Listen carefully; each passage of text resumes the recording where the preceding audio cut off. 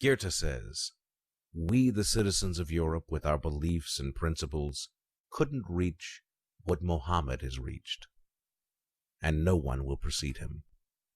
I've searched through history to find a top example for human, and I concluded that he is Mohammed. Therefore the truth must be revealed and raised, as Mohammed has succeeded, the one who bowed the whole world by the word of monotheism." Leo Tolstoy, the Russian writer who was forbidden by the church for his enterprise and free ideas, says, "I am one of those who, blinded by the prophet Mohammed, was chosen by the only God to fulfill his message, and to be the last prophet. And it is proudly enough that he has guided a whole nation to the light of truth, and made it live peacefully, and has opened it to the paths of prosperity and civilization." Alphonse de Lamartine, the French poet, says, "The remarkable incident in my whole life is that I have studied the life of the Prophet Mohammed, and I have realized its greatness and eternity. Who dare to compare any man from history with the Prophet Mohammed? Who is greater than him, looking to all criteria measuring man's greatness?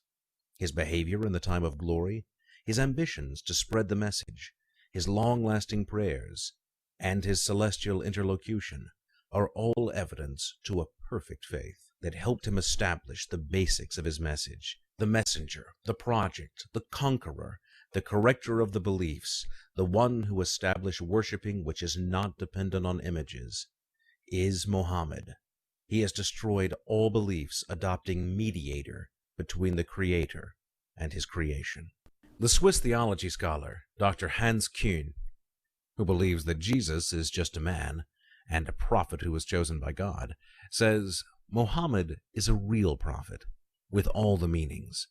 We cannot deny that Mohammed is the guide leader to the path of survival. What is remarkable about Mohammed is that his life details and biography and virtues are all recorded in history. There are no mysteries in any part of his life. This was confessed by one of the most famous Western historians, the British Arnold Toynbee, who says, "Those who want to study the scented prophetic biography find much information they cannot find in such detail about the lives of other prophets." The famous Orientalist, Gustave Le Bon, says, "We know well enough about Mohammed's life, but the life of Jesus is nearly unknown, and you will not find details about his life in the Bible." The Orientalist Donald R. Hill says, "Mohammed has produced a nation to the world and enabled God's worshiping on the earth, and established the basis of justice and social equality, and applied systems, arrangements, obedience, and glory in a society that knows nothing but muss and disorder."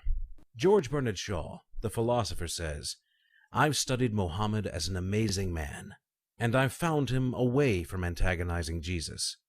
He must be called the savior of humanity." Nowadays, Europe starts to understand the faith of monotheism, and maybe more than that, it confesses the ability of that faith to solve its problems by a way leading to peace and happiness. So, through that essence, you should understand my prediction. If we judge the greatness by measuring the influence of that great on the people, so we should say that Mohammed is the greatest great in history. He stopped racism and myths, and established over Christianity and Judaism and his country's religion a very clear and a strong religion that succeeded in being, until these days, a power with great danger. History has no man, except Mohammed, who is a message carrier, a nation establisher, a founder of a country. All these three things done by Mohammed was a unified unity, and religion was the power that maintained its unity over history. François-Marie Arouet, Voltaire, the French philosopher, says, "The Prophet Mohammed played the greatest role a man can do on earth. He brought a book and fight, and that is the least thing you can say about Mohammed. Islam never changed, but you and your priests have changed your religion 20 times.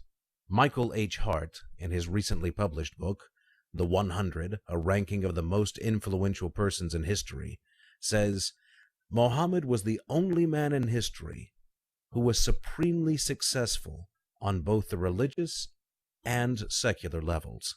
Finally, we mention what the Russian poet Pushkin said.